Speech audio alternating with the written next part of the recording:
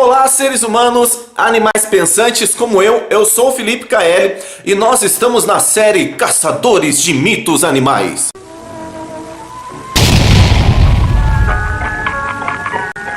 Vamos abordar hoje um tema muito delicado. Um tema muito delicado?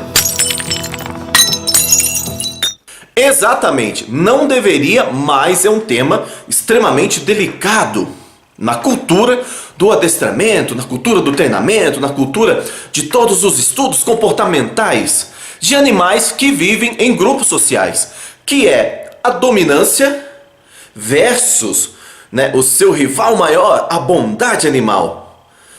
Então temos dois grupos que agem até, vamos dizer assim, entre aspas, fervorosamente para defender os seus pontos de vista. O grupo que defende a dominância, a conquista do universo pelos animais, e o grupo que defende que os animais são como pessoas boas, felizes, que têm uma bondade inexplicável no seu coração. Não, vamos abordar isso de uma forma lógica, de uma forma muito mais palpável, como a gente sempre vê aqui em nosso canal. Primeiro ponto que eu quero deixar muito claro aqui nesse vídeo é que para falar sobre esse tema, eu não vou usar como referência os estudos ou o que falou e depois deixou de falar ou desfalou e falou diferente. Os nossos dois amigos que falam muito sobre esse tema e também. Então vamos deixar eles de fora um pouco dessa nossa reflexão sobre a dominância versus a bondade animal. Vamos lá então analisar o básico de sempre. Animais, todos nós sabemos que não podem formar, por uma via linguística verbal, um pensamento muito elaborado, onde estruturas, ideias, planos, planejamentos, revisão do passado, planejamento do futuro, veja o presente, analise. Nada disso pode acontecer na mente de um ser vivo que não tem uma linguagem muito desenvolvida, ou como no caso dos seres humanos, uma linguagem verbal muito desenvolvida, que trata sobre o tempo, sobre o amanhã, depois de amanhã, semana que vem, ontem, antes de ontem, ano passado, algumas horas atrás, algumas horas à frente, daqui a pouco eu vou ali. Isso tudo faz referência aos processos cognitivos dos seres humanos. Animais pensantes como eu e como você. Vamos analisar então, por um momento, essas duas reflexões. Vamos à primeira. Eu estou seriamente pensando em como fazer para elaborar uma maneira de controlar todos os seres vivos da minha família. Como eu vou elaborar? Eu preciso de um plano. Preciso de um plano para ter controle sobre tudo que está acontecendo na minha vida. Quando eu quero, quando eu não quero. Quando eu vou, quando eu não vou. O que eu como, quando eu como, por que eu como e a hora que eu como. Se eu quero carinho, se eu quero espaço. Como eu vou controlar tudo isso? Eu preciso controlar tudo isso. Um plano. Eu preciso de um plano para construir um universo todo voltado a mim como seu dominante.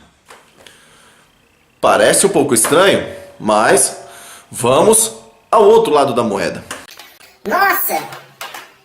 Hoje eu acordei tão bem, tão feliz. Eu acho que eu vou fazer algo que agrade as pessoas na minha volta. Eu acho que hoje eu preciso elaborar uma maneira de ser socialmente mais querido pelas pessoas que eu amo. Eu preciso ajudar os outros animais, eu preciso comer toda a minha comida corretamente e aprender tudo que é ensinado para mim. Porque eu sou muito bom em ser bom. Eu sou muito bom e eu preciso disso para viver feliz. Analisando os dois pontos, lógico, fica um pouco exagerado? Fica. Mas o que a gente precisa ver?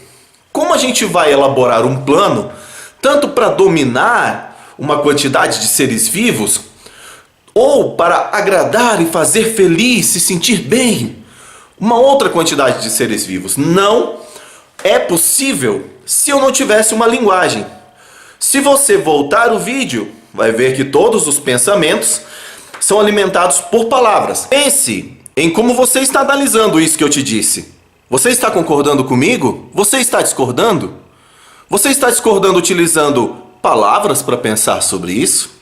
Você está concordando utilizando palavras para pensar sobre isso?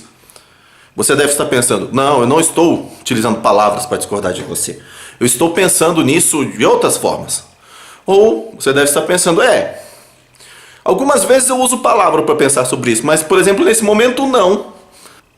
Então percebam que sempre, para a gente ter uma análise consciente, processada, elaborada, precisamos de linguagem. Não importa o idioma que seja. O nível da linguagem vai determinar o nível de capacidade de planos que esse indivíduo pode realizar. Então, sejam planos para dominar o universo, sejam planos para tornar o universo algo muito melhor, precisa de linguagem. Mas o que vemos, então, nas estruturas sociais de vários animais que a gente convive diariamente? A gente vê isso acontecendo com lobos, leões, os nossos cães. Vamos analisar de forma muito simples. Todos os animais a que nós estamos se referindo, que vivem em um grupo social, formam laços sociais, têm cérebros altamente desenvolvidos, principalmente na questão de entender benefício e dano, e entender a relação entre essas duas coisas. Então vamos analisar. Vamos analisar por uma lógica simples, benefício e dano.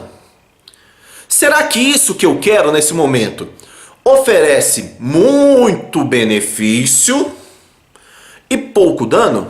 Ok, vale a pena tentar. Ou será que isso que eu quero nesse momento, seja reprodução, alimento, um local interessante, um brinquedo, qualquer coisa, oferece um benefício interessante, mas o dano envolvido nesse benefício é muito maior? Eu acho que não vale tanto a pena. Então vamos lá. Esse é um dos mecanismos mais sofisticados que existem na natureza. Nós trabalhamos com esse mecanismo de analisar benefício e dano, benefício e dano, benefício e dano. Então, se um animal observa que ele tem muito pouco dano e muito benefício, é lógico que ele vai tentar esse tipo de comportamento. Mas as estruturas familiares dos animais altamente colaborativos, Felipe. Benefício e dano. Novamente, animais filhotes nascem o tempo todo em estruturas de animais que mantêm grupos sociais familiares. Então o filhotinho nasce e ele automaticamente vai testando. Olha, isso aqui é legal, que interessante. E aí existe um dano muito maior. O seu pai, não. Como se a gente pudesse colocar palavras. Não, isso aqui é meu. Isso aqui não te pertence. Não. Então, o dano é muito maior.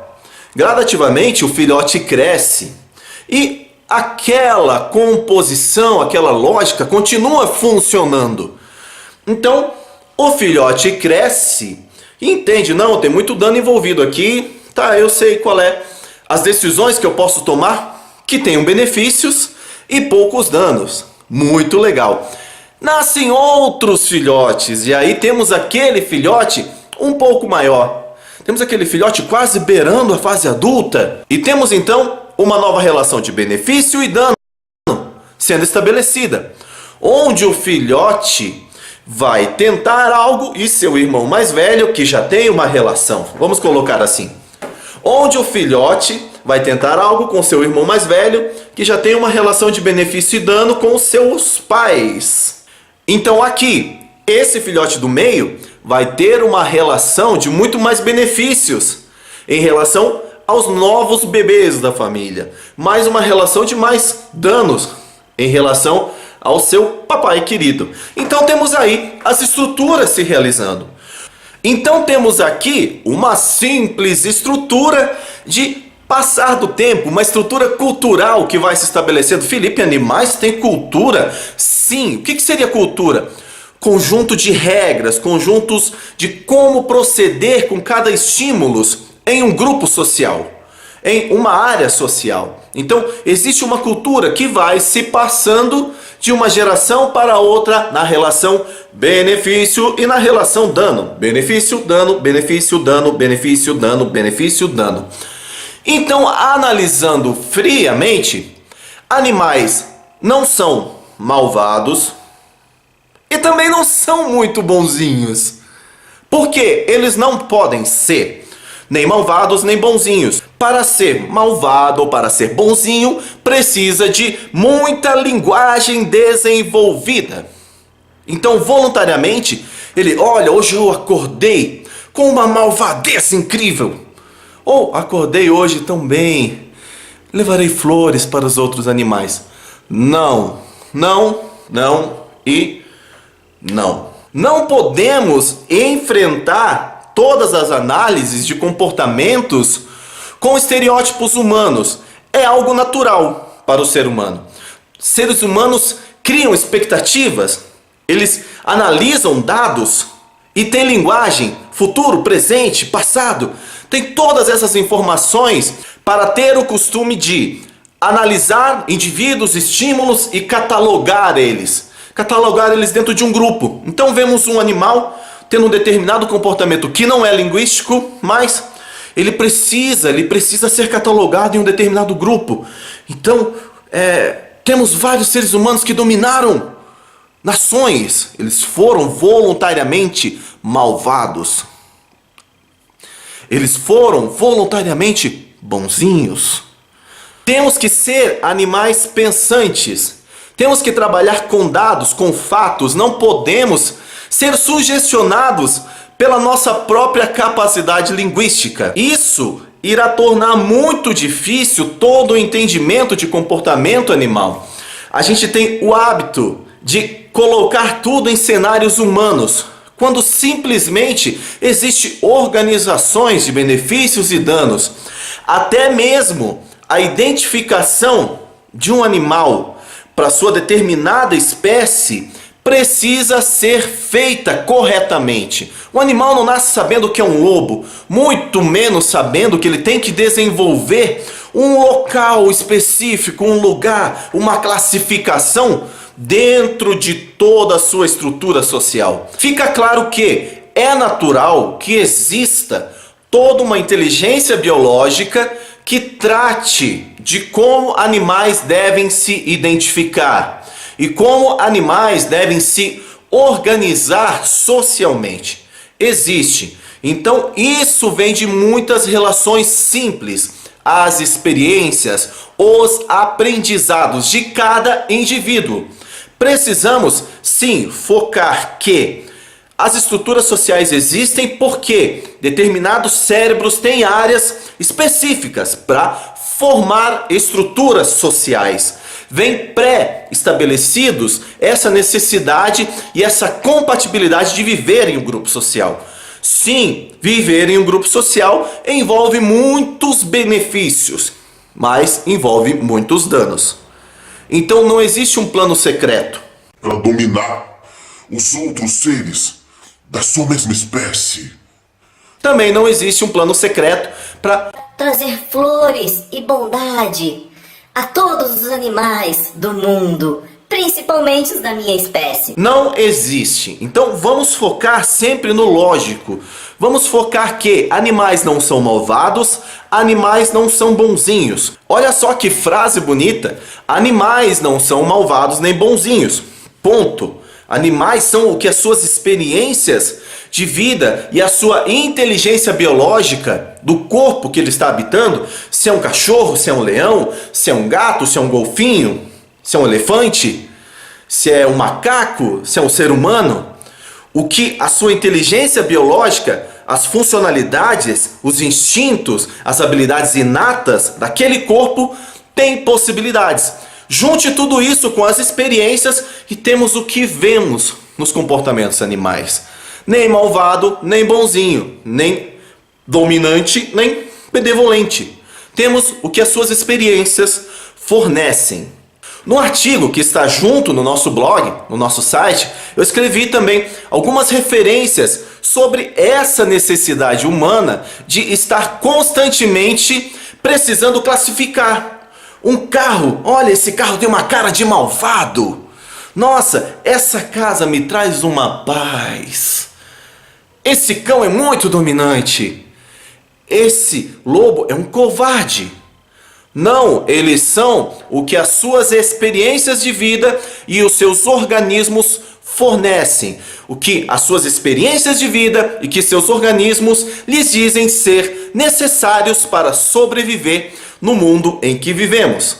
Sobreviver é a principal realização de todo organismo vivo. Então, a organização social de animais que têm partes no cérebro que proporcionam a formação dessas estruturas, sim, vai se estabelecendo um conjunto de regras baseados em benefício e dano. Mas, Felipe, quando um animal envelhece, os filhotes tentam dominar a matilha, tentam dominar o bando. Tentam dominar o mundo. Novamente, não. O que acontece com um indivíduo que tem uma relação muito estabelecida com outros animais da sua sociedade há muito tempo, ele tem uma relação bem estabelecida. Esses benefícios são meus, ok? Quando esse animal apresenta muitas alterações, por exemplo, eu sou o Felipe, e aqui, tudo aqui é benefício meu. Daqui a pouco, eu sou Felipe. Percebem que tudo mudou? A imagem é a mesma. A imagem é a mesma, mas o restante mudou. Eu sou Felipe, eu tenho toda uma estrutura que mantém as informações para aquele animal que não tem linguagem, que dizem, olha, com esse animal você faz isso. Essas estruturas já não estão mais disponíveis. Ou se eu estou machucado. É isso que faz novas trocas de relações de benefícios e danos acontecerem em grupos sociais. Olha, eu conheço esse Felipe. Esse Felipe é outro Felipe. Pensem em duas pessoas gêmeas.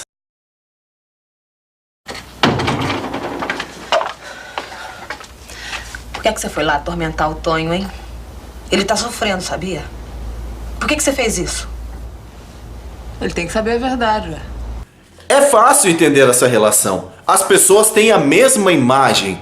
Porém, quando as pessoas convivem com elas, as pessoas facilmente... esse é o fulano, esse é o ciclano. Essa é a fulana, essa é a ciclana.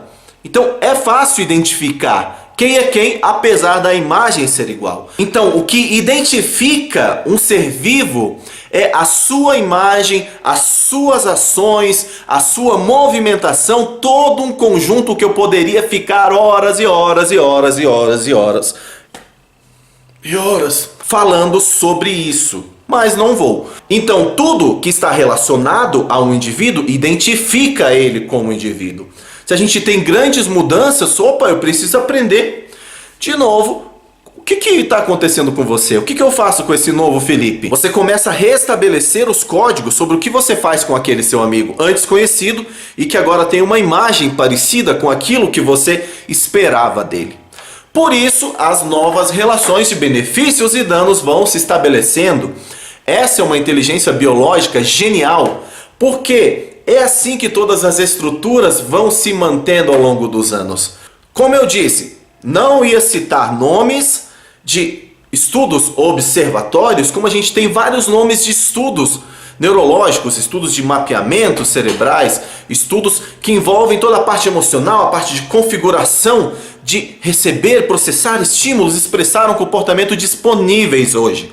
Então, até no nosso artigo você pode ver várias referências sobre isso. Então, finalizando, quero agradecer você por ter assistido esse vídeo aqui, convidar você para visitar o nosso Instagram, nossa página no Facebook, visitar o nosso site e também se inscreve aqui no canal, ativa o sininho e acompanha mais e mais e mais e mais novidades toda semana para você. Então lembre-se, nem malvados, nem bonzinhos.